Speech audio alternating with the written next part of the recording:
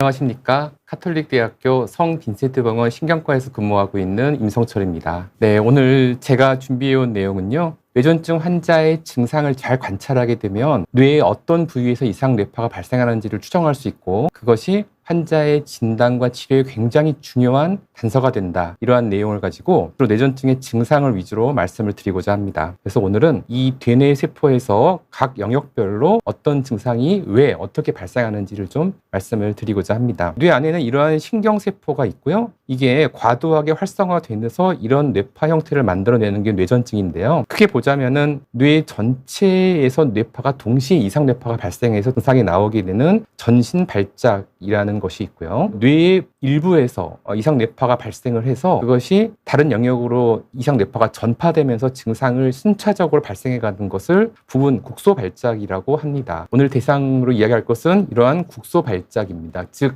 국소 발작이 운동 영역에서 발생하게 되면 운동 증상을 만들 수 있겠고, 감각 영역에서 발생하면 감각 증상, 그리고 자율신경 계통을 조절하는 데 생각이 된다면은 자율신경 증상, 이런 식으로 이제 우리가 추정할 수가 있는 것이죠. 이 뇌 중에서 이 중심고랑 앞쪽에 있는 뇌 영역 중에 가장 큰 영역을 차지하고 있는 전두엽 관련 뇌전증 증상에 대해서 말씀을 좀 드리고자 합니다. 전두엽은 방금 말씀드린 대로 이 중심고랑의 앞쪽 영역이고요. 중심고랑 바로 앞에 있는 부분이 1차 운동 영역이라고 우리 몸의 운동을 담당하는 뇌 영역이 되겠습니다. 여기 운동 영역이라고 말씀드렸는데, 운동을 제멋대로 하는 것이 아니고 각 영역별로 담당하고 있는 운동 부위가 정해져 있습니다. 모든 사람이 동일합니다. 예를 들자면은 이쪽 부분은 다리하고 엉덩이 쪽의 운동을 담당하는 영역인데요. 만약에 여기서 이상 뇌파가 나온다면 그 이상 신호는 신경을 타고 반대쪽 다리 쪽으로 내려갑니다. 그래서 다리에 이상 운동, 힘이 들어가거나 떨거나 하는 경련 증상을 유발할 수 있죠. 이게 만약에 이 손 영역에서 이상 뇌파가 발생을 했다면 신경을 타고 반대쪽에 손으로 내려가서 손 쪽에 이상 운동을 발생합니다. 결국은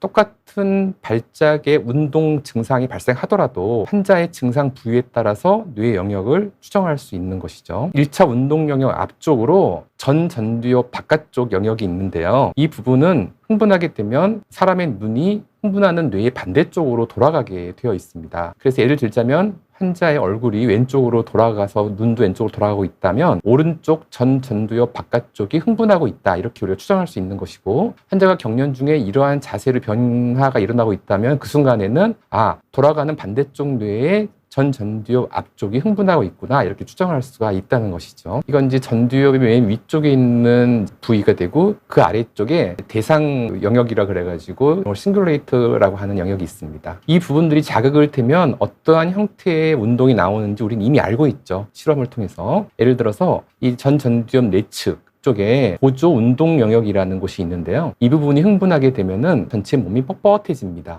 그런데 양쪽의 모양이 다르죠. 한쪽은 팔을 뻗고 쪽은 팔을 오므린 형태로 뻣뻣해지는 거 우리가 알고 있어요. 뻣뻣해지는 쪽 반대쪽 뇌가 흥분했을 때 이런 자세가 나오니까 이 아이처럼 왼쪽이 팔이 뻣뻣해지려면 오른쪽 전두엽의 내측이 흥분해야 이런 현상이 나옵니다. 만약에 어떤 뇌전증 환자분이 뇌전증 발작 증상 중에 이러한 자세로 뻣뻣해지는 걸 본다면 이 순간에는 팔을 뻗은 반대쪽 뇌의 내측이 자극을 받고 있구나, 이렇게 추정할 수가 있다는 것이죠. 그리고 그 아랫부분에 대상 회백질 쪽에서 흥분이 일어나게 되면 단순하게 까딱거리거나 뻣뻣해지는 증상이 아니라 우리가 일상생활에서 나올 법한 그러한 복잡한 운동 뇌전증 발작이 발생하게 됩니다. 우리가 과운동 발작이라고도 표현을 하는데요. 뭔가 단순한 증상은 아니고 일상생활에서 있을 법한 증상이지만 과격한 양상으로 보일 수가 있고, 그러한 뇌전증을 과운동 뇌전증 발작이라고 하는데요. 그러한 걸 보이고 있다면 이 환자는 이 영역이 좀 활성화되고 있구나, 이렇게 이제 추정할 수가 있다는 것이죠. 전두엽 뇌전증은 운동 영역만 있는 것은 아닙니다. 어떤 감정을 담당하는 영역도 있고요. 그 그다음에 뇌가 각성 상태를 유지하고 주변에 대한 인지를 잘 할 수 있는 상태를 유지하는 그런 기능, 그리고 이제 측두엽과 같이 작용을 해서 어떤 기억을 저장하는 데 도움을 주는 이런 영향들을 가지고 있죠. 만약에 이 영역이 이상 뇌파로 기능을 못하게 된다면 환자는 외부 자극에 반응을 못하게 되고 그 순간은 기억을 못하죠. 그러한 상태로 빠졌다는 것은 이미 이 환자의 뇌에서 이 부분이 어떤 이상 뇌파에 의해서 영향을 받고 있다, 이렇게 이제 추정할 수가 있는 것이고요. 감정은 주로 이 전두엽의 앞쪽 끝이나 내측, 바닥 이쪽의 영역과 관계가 많이 있습니다. 그 영역도 크게 1, 2, 3, 4 이렇게 4가지의 그룹으로 좀 나누는데요. 나누는 근거는 각 영역마다 나타나는 감정의 증상이 다른 거죠. 이쪽 부분이 자극돼서 경련을 하는 사람들은 이렇게 자다가 갑자기 공포에 질리는 듯 표정을 하지만 가만히 있는 이런 경련을 한다면 이쪽이 관계가 있겠구나, 이렇게 이제 추정을 할 수가 있습니다. 또 하나는 이건 전두엽의 내측입니다. 그리고 안쪽에 대상 전두엽이라고 하는 쪽이 이렇게 관계가 있는 것 등은 굉장히 공포스러운 느낌을 느끼지만 2번과 달리 그거를 뭔가 행동이나 말, 울음 이런 걸 표현을 하는 식인데요. 왜냐하면은 여기 영역이 좀 전에 말씀드렸던 이쪽입니다. 이쪽이 자극되면 과운동 뇌전증이 발생할 수 있기 때문에 공포를 느끼면서 거기를 같이 자극을 하면서 소리 지르기, 때리기, 발로 차기 등의 증상이 나올 수가 있는 것이죠. 그리고 이건 전두엽의 바깥쪽이죠. 아까 눈을 움직일 수 있다는 그 영역의 바로 앞쪽인데 이쪽이 자극을 받게 되면 표정은 좀 무표정합니다. 2번, 3번과 달리 약간 공포스러운 표정은 아니지만 약간 으르렁거리면서 폭력적 성향이 드러나는 이러한 모습을 볼 수가 있습니다. 그래서 뇌전증 증상이 발생하는 상황에서 환자가 공포감을 느끼는데 어떤 식으로 어떻게 표현이 되는지를 보게 되면 전두엽의 앞쪽, 아래쪽, 내측에 어느 부분이 주로 관련되는지를 또 추정해 볼 수가 있습니다.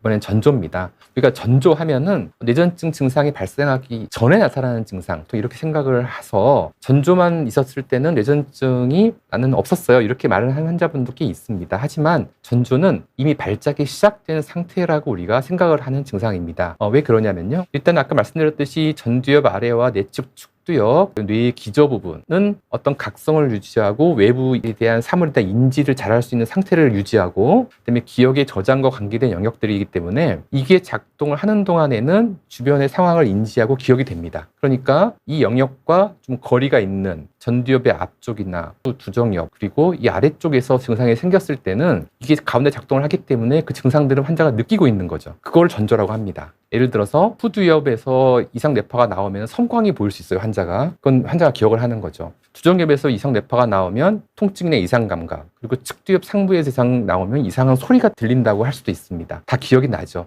그러다 그 뇌파가 갑자기 전파가 되면서 뇌의 많은 영역으로 퍼지면서 이런 영역까지 침범을 하게 되면 환자는 기억을 못하니까 그때부터는 기억이 안 나죠. 그래서 환자가 기억하는 순간까지 보이는 대부분의 운동 증상을 뺀 나머지 증상들을 다 전조라고 합니다. 예를 들어서 위장관이 팽창을 하면 위장관 벽에 있는 신경이 자극을 받아서 신경세포가 흥분해서 전기를 만들고, 그 위장관에서 만들어진 전기는 보통 측두엽 내측 이쪽 근처로 올라와서 자극을 해서 뇌가 느끼게 되는데요. 위장관은 가만히 있는데 이쪽에서 전기적 신호가 과도하게 발생하면 뇌는 마치 위장에 의해서 신호가 올라온 걸로 느껴서 위장에 문제가 있는 것 같은 느낌을 느끼게 됩니다. 팽창하는 느낌, 거북한 느낌, 올라오는 느낌, 이런 것 같은 거죠. 그래서 그런 것도 다 환자가 뇌전증들의 전조라고 표현할 수가 있습니다. 그래서 이러한 것 등을 북소 발작 분류에서 하나의 그런 이제 카테고리 안에 감각, 정서, 그다음에 자율신경 이렇게 넣어놨습니다. 이것도 이미 뇌전증 증상이 발생한 이후에 나타나는 증상이다. 이게 굉장히 중요하다,